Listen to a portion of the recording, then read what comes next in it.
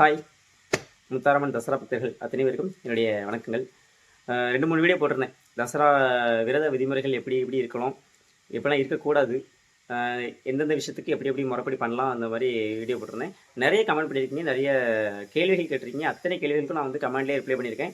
சில பேர் வந்து தெரிஞ்ச கொஷின் வந்து கேட்டிருந்தீங்க, அவங்களுக்கும் நான் வந்து ஷார்ட்ஸ் வீடியோ மூலம் அவங்கள மென்ஷன் பண்ணி போட்டிருக்கேன்.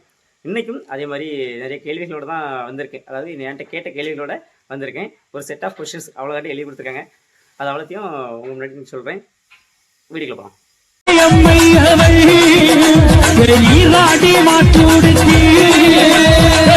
ஓகே, வீடியோவில் ஃபஸ்ட்டு டாபிக் என்ன அப்படின்னா, நான் வந்து தாலி போடலாமா போடக்கூடாதா, தசரா பக்தர்களில் வந்து காலி விஷயம் போடுறவங்க வந்து எதுக்காக தாலி அணிகிறாங்க, அது அணிகிறது நல்லதா கெட்டதா அப்படின்னு கொஸ்டின் கேட்டிருக்கீங்க. ஃபர்ஸ்ட் ஆஃப் ஆல், தசராவில் வந்து ஒரு 25 வருஷத்துக்கு முன்னாடி வந்து எல்லாமே தலைகீழாக தான் போயிருக்கு. அப்போ இருந்த விரத முறைகள் வேறு, இப்போ இருக்க விரத முறைகள் வேறு. அப்போ இருந்த கடும் விரதம் வேறு, இப்போ இருக்கிறது வேறு. அப்போ காளி வேஷம் போடுறவங்களை கண்டா ஒரு பயம் வரும். இப்போ காளி வேஷம் போடுறவங்கள பார்த்தா பயமோ பக்தியோ வரதில்லை. ஏன்னா எடுத்தெடுப்பில் எவன் போட்டாலும் நான் காளி வேஷம் தான் போட்டுட்ருக்கீங்க. ஒரு முறைப்படி முதல்ல அம்மனுக்கு மாலை போடுறதா இருந்தால் ஒரு குரங்குறத்தி வேஷம், ஒரு சின்ன முருகர் வேஷம், இல்லை ஃபஸ்ட்டு ஒரு 2-3 வருஷம் வந்து வேஷம் போடாமல் நான் காணிக்கிறது வரேன். இந்த மாதிரி சின்ன சின்ன விஷயங்களாக பண்ணி ஒரு 25 வயசுக்கு மேலே நீங்கள் வந்து காலி விஷயம் எடுத்திங்கன்னா கூட ஓகே, கல்யாணத்துக்கு அப்புறம். ஆனால் இப்போ வந்து அப்படி இல்லை. நேராக வந்த உடனே நான் வந்து காலி விஷயம் தான் எடுக்கிறேன் அப்படின்னா, ஏன்னா காரணம் என்ன, தசரா வந்து ஒரு பண்டிகையாக மாறிட்டுங்கிறத தாண்டி அந்த வேஷம் போட்டு ஆடுறது ஒரு கெத்தாகி போச்சு. நார்மல் சின்ன சின்ன விஷயங்கள்லாம் எனக்கு வேணாம், எனக்கு நேராக எனக்கு காலி விஷயம் தான் வேணும், அந்த மாதிரி ஒரு இதாக. அதனால தான் அந்த விரத முறைகள்லாம் வந்து தாறுமாறாக மாறிக்கிட்டு இருக்கு. ஃபஸ்ட்டு வந்து தாலி ஏன் போடுறாங்க அப்படின்னா, அந்த காலத்தில் வந்து காலி விஷயம் போடுறவங்க தனியாக ஊருக்கு ஒதுக்குப்புறமா ஒரு பராமரிச்சு நல்ல நோட் பண்ணிக்காங்க. அந்த டைமில் வந்து எந்த வேஷமும் கிடையாது, காலி விஷமும் குறவங்குற வேஷம் மட்டும்தான் உண்டு. அதில் வந்து காலி விஷம் போடுறவங்க என்ன பண்ணாங்க, தனியாக ஊருக்கு ஒதுக்குப்புறமா ஒரு பராமரிச்சு அந்த பிறகுலே அந்த 41 நாட்களும் அங்கேயே இருப்பாங்க. பொண்ணுங்க முகத்தில் முழிக்க மாட்டாங்க மேக்ஸிமம். காலையிலேயே அதே மாதிரி விடிகிறதுக்குள்ளே குளிச்சு முடிச்சு எல்லாம் முடிச்சுட்டு பூஜைலாம் பண்ணிவிட்டு தனியாக போயிடுவாங்க. இப்படி தான் அந்த முறைகள் இருந்துச்சு. அது இல்லாமல் காலையிலும் சாயந்தரமும் பட்னி இருந்து மதியம் ஒரு நேரம் மட்டும் பச்சரிசி சாதம் மட்டும் தான் சாப்பிட்டாங்க. அன்றைக்கி வந்து வேலைக்கு போகிறவங்க அதெல்லாம் இருக்க முடியாது. ஏன்னா அப்போ இருந்த கட்டுப்பாடுகள், அவங்க உணவு பழக்கங்கள் வேறு, இப்போ இருக்குங்க வேறு. தாலி ஏன் போடுறாங்க அப்படின்னு கேட்டிங்க இல்லையா, அதுக்காக தான் இந்த ஃப்ளாஷ்பேக் சொல்கிறேன். தாலி போடுறதுனால மற்ற வேஷத்துக்கும் காலி வேஷத்துக்கும் உள்ள வித்தியாசம் தெரியும். ஒருவேளை நீங்கள் வந்து எல்லோரும் இப்போ வந்து எல்லா வேஷமும் போடுறாங்க இல்லையா, இப்போ காலி வேஷம் போடுறவங்கள பார்த்தா நார்மலாக இப்போ அந்த தாலி இல்லை அப்படின்னா வந்து கண்டுபிடிக்க முடியாது, இவங்க காலி வேஷம் அப்படின்னு கண்டுபிடிக்க முடியாது. அதனால் நார்மலாக எல்லாரும் போல பேசியிருப்பாங்க. ஆனால் காலி வேஷம் போடுறவங்களுக்கு வந்து தனித்தன்மையான விரதம் வந்து அந்த பத்தினியாக ஏதோ ஒரு சொல்லுவாங்க, அந்த கன்னி விரதம் அப்படின்னு சொல்லுவாங்க. அதாவது பொண்ணுங்க கிட்ட அதிகமாக பேசக்கூடாது, பொண்ணுங்க கிட்ட அதிகமாக நெருங்கக்கூடாது, அந்த ஒரு விஷயத்துக்காக மட்டும்தான். ஏன்னா பொண்ணுங்களுக்கு வந்து மாதவிடாயோ தீட்டுக்காலங்களோ இல்லை இன்னும் சில பர்சனல் விஷயங்களோ இந்த மாதிரிலாம் இருக்கும். அவங்க காலி விஷயம் போடுறவங்க பக்கத்தில் வந்து அதிகமாக நெருங்கக்கூடாது. இதான் முறை. இதற்காக இதுக்கு ஒரு பிரிவு தேவைப்படுறதுக்காக மட்டும்தான் தாலிங்கிற ஒரு முறையை கொண்டு வந்தாங்க. நீங்கள் கேட்கலாம், ஆனால் வேஷ பொருள் தானே, எல்லாமே வேஷம் போடுறதுக்கு முன்னாடி ஏன் போடுறீங்கன்னு கேட்குறீங்க, அப்போ தாலியை மட்டும் ஏன் போடுறீங்கன்னு கேட்டிங்க இல்லையா, அதுக்காக சொல்கிறேன். அப்போ இருந்த காலி விஷயமும் குரங்கு வேஷம் மட்டும்தான் அப்போ இருந்துச்சு. இப்போ வந்து நிறைய வேஷம் இருக்கிறதுனால அந்த தாலி வந்து போட வேண்டிய அவசியம் ஏற்பட்டுச்சு. இந்த முறைகள் குலசேகரப்பட்டினத்துலேயும் கூட அந்த பக்கத்தில் இருக்க ஒரு செட்டில் உள்ள அண்ணா என்கிட்ட சொன்னாங்க, அதனால தான் அந்த தாலி தேவைப்படுது அப்படின்ட்டு. இப்போ நான் ஒரு சொல்கிற விஷயம்லாம் வந்து நான் மட்டும் என்னோட தனிப்பட்ட விருப்பத்துக்காக சொல்லலை, நிறைய பேர்கிட்ட கேட்டு எல்லா இடத்துலையும் ஆராய்ஞ்சு தான் கூட இந்த வீடியோ வெளியிட்றேன். தாலி போடுறதுக்கு இது ஒரு காரணம். அப்போ வேணால் நீங்கள் சொல்கிற மாதிரி தாலி போடுறது வந்து மற்றவங்களுக்கும் காலி விஷயம் போடுறவங்களுக்கு பிரிவினை வந்து காட்டுது அப்படின்னா, நாங்கள் ஏன் மண்டபோடு போடக்கூடாது அப்படின்னு கேட்குறீங்க. மண்டபோடும் தாலி ஒன்றும் கிடையாது. தாலிங்கிறது இந்துக்களுக்கு ஒரு புனிதமான விஷயம். இன்னொரு விஷயம், அந்த தாலியை வந்து நீங்கள் கோயில்களில் ஐயர்கிட்ட கொடுத்து மாலை போடும்போது அந்த தாலியும் சேர்த்து கொடுத்தீங்கன்னா கழுத்து தாராளமாக போட்டுவிடுவாங்க. மண்டபோட ஒன்று போடுங்க பார்ப்போம். நீங்கள் மண்டபோடையோ இல்லை கையில் வளையலையோ இல்லை நெத்தியில் போடுறது அணிகலன்கள் இந்த மாதிரி வேஷப்பொருள் அவ்வளோத்தையும் போட்டு தசரா கோயில்களில் மாலை போடுற டைமில் போட்டு விடுங்க. ஒருத்தரும் போட முடியாது, நீங்களாக தான் போட்டுக்கணும். நீங்கள் மண்டபோடு போடுறதோ இல்லை அந்த என்னது கையில் வளையல் போடுறதோ இல்லை காதில் கம்மல் குத்துறதோ இதெல்லாம் வந்து கோயிலில் நீங்கள் போட்டு முடியல. காரணம் என்ன, தாலி புனிதமானது. அந்த மாலையோடு சேர்த்து போடும்போது காலி விஷயம் போட்டவங்களும் தனியாக பிரித்து காட்டும், பொண்ணுங்க வாட அதிகமாக படாது. அந்த ஒரு காரணம் தாலியை கொண்டு வந்தாங்க. இது வந்து நீங்கள் போடவும் செய்யலாம், போடாமல் இருக்கலாம், அது உங்கவுங்க இருப்போம். தூய்மையான உள்ளத்தோட அந்த பொண்ணுங்கிட்ட கொஞ்சம் விலகி இருக்கணும். அப்போ அந்த பொண்ணுங்க வந்து இவங்க வந்து காலி விஷயம் போட்டாங்க, கொஞ்சம் தள்ளி இருக்கலாம் அப்படிங்கிற எண்ணம் வரதுக்காக மட்டும் தாலியை கொண்டு வந்தாங்க. சரியா, இது போடுறதும் போடாதும் உங்கள் இருப்போம். அந்த தாலி போடுறதுக்கான விஷயம் இதுதான்.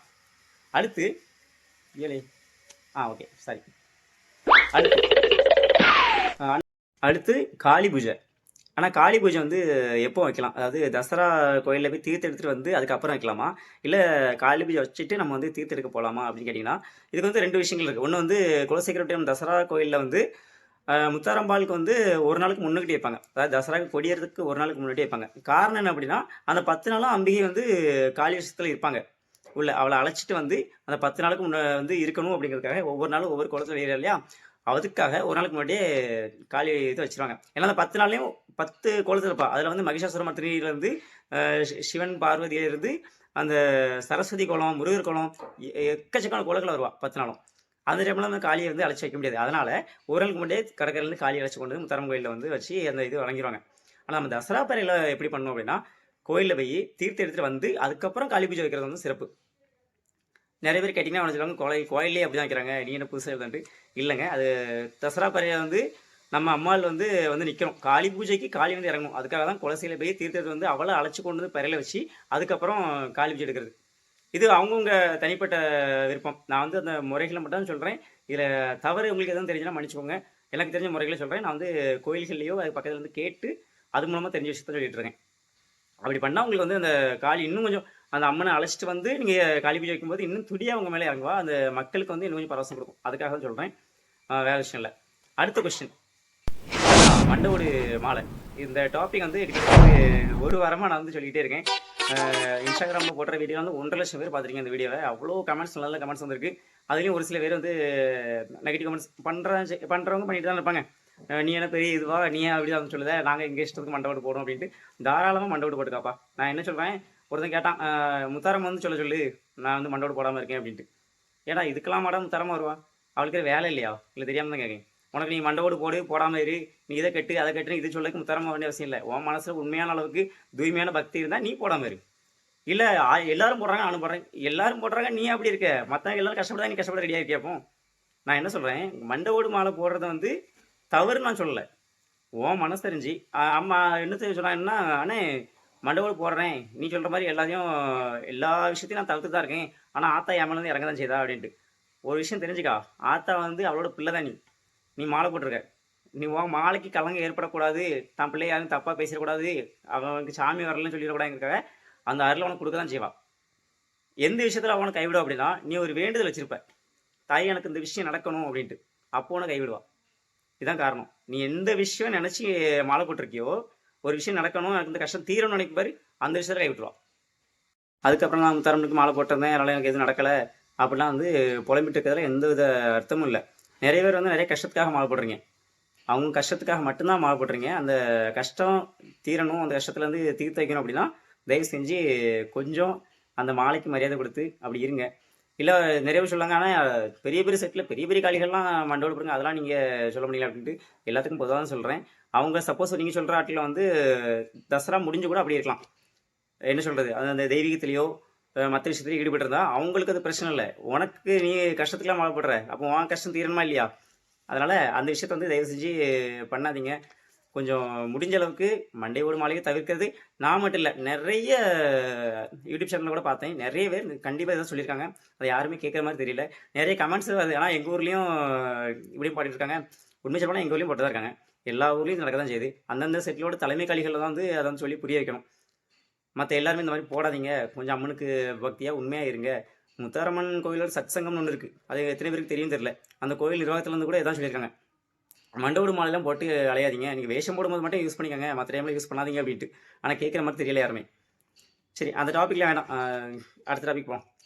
தீச்சட்டி இருக்கிறது. ஆனால் தீச்சட்டி இருக்கிறதுக்கு எப்படி ஆரம்பிக்கலாம், இந்த மாதிரி முறைகள் பண்ணலாம் அப்படின்ட்டு. தீச்சட்டிக்கு சொந்தக்காரி வந்து மாரியம்மன். உங்கள் பக்கத்து ஊர்லேயோ இல்லை பக்கத்து ஏதாச்சும் கொஞ்சம் ஃபேமஸான மாரியம்மன்களோ இருந்துச்சுனாலோ அங்கே ஒரு பட்டு எடுத்து வச்சு, தாயார் முத்தாரம்மனுக்கு வந்து மாலை போட போகிறேன், தீச்சட்டி எடுக்கிறதுக்கு எனக்கு துணையாக நின்று அப்படின்னு சொல்லி வேண்டி அவளுக்கு ஒரு பூஜை பண்ணி ஒரு அர்ச்சனை பண்ணி நீங்கள் எடுங்க. ரொம்ப சிறப்பாக இருக்கும் தீச்சட்டி கேக். ஓகே, அது மாதிரி தசரா பறையில் ஒரு முடிஞ்சளவு ஒரு 11 நாளுக்கு முன்னாடியாச்சும் அந்த சட்டியை வச்சு டெய்லி பூஜை பண்ணி கொண்டு வாங்க. அப்போ தான் அந்த அருள் உங்களுக்கு முழுசாக கிடைக்கும். தீச்சட்டி எடுக்கும்போதும் உங்களுக்கு பக்கபலமாக நிற்பாவா. சரியா? அதுக்கடுத்து, ஆனால் பீடி சிகரெட்டை குடிச்சு நிறைய பண்ணுறாங்க, அவங்களுக்கு ஏதாச்சும் சொல்லுங்க அப்படின்னா, தயவு செஞ்சு நீங்களாம் மாலை போடாதீங்க. முடிஞ்ச அளவுக்கு நீங்கள் மாலை போட தவிர்த்தது நல்லது. ஏன்னா தசராவுக்கு வந்து ஆல்ரெடி நிறைய விஷயங்கள் வந்து தப்பாக போயிட்டுருக்கு இன்றைக்கு வரைக்கும். தசராவோட அது என்ன சொல்கிறாங்களே, அந்த புகழையே சீர்குலைக்கிற வேலை தான் நிறைய இது பண்ணிகிட்டு இருக்கீங்க. தயவு செஞ்சு இந்த பீடி சிகரெட் குடிக்கிறவங்க, பாக்கு போடுறவங்க, பான் மசாலா போடுறவங்க, சில பேர் கஞ்சா அடிக்கிற லெவலுக்கு போறீங்க. அவங்களாம் தயவு செஞ்சு நீங்க மாலை போடாதீங்க. போட்டா அதுக்கான பின் விளைவுகள் அவன் வந்து ரொம்ப கொடூரமா தருவா. அது உங்களுக்கு தெரிய மாட்டேங்குது. நான் கண் கொண்டு பார்க்குற நெறைய விஷயங்கள் வந்து இந்த மாரி பண்ணவங்கலாம் நெறைய அழிஞ்சுட்டாங்க.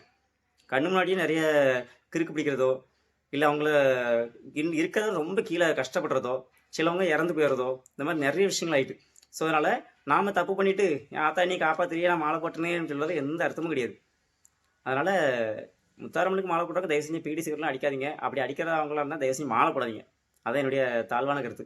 இந்த விஷயத்த வந்து யாராலயும் மறுக்கவும் முடியாது, மறக்க முடியாது, மன்னிக்கவும் முடியாது. முத்தாரம்மனையும் மன்னிக்க மாட்டா. அவ பேர சொல்லி அவ மாலைய போட்டுட்டு, பார்க்குற நாள்லயே இருந்து கேவலமா பேசுறாங்க. உங்களால நல்ல உண்மையா விரதம் இருக்கவங்களுக்கு கூட கெட்ட பேரு. அவங்க யாராவது உண்மையா போயிருக்கும்போது, "உங்க தசரா பத்தி எனக்கு தெரியாதா? நீங்க சும்மா மாலை போட்டுக்கிட்டு, தண்ணி அடிச்சுட்டு, பீடி குடிச்சிட்டு இப்படி அலையுதிய. இதெல்லாம் எதுக்குல மாலை போட்டு அலையுதுன்னு" சொல்லிட்டு, நல்ல முறையா வந்து விரதம் இருக்கவங்களுக்கு கெட்ட பேர் ஆயிருது. அதனால தயவு செஞ்சு நீங்கலாம் மாலை போட்டுறாதீங்க. அப்படி மாலை போடுறவங்களா இருந்து ரொம்ப அழிஞ்சு போகாதீங்க. அவ்வளோதான் சொல்ல முடியும். முத்தாரம்மனுக்கு மாலை போட்டு என்னால அந்த வார்த்தைய சொல்றது கஷ்டமா இருக்கு. தயவு செஞ்சு இப்படிலாம் பண்ணாதீங்க. முத்தாரம்மன் பேர களங்கப்படுத்தாதீங்க. அவங்க அவ்வளோதான் சொல்ல முடியும். ஓகேவா?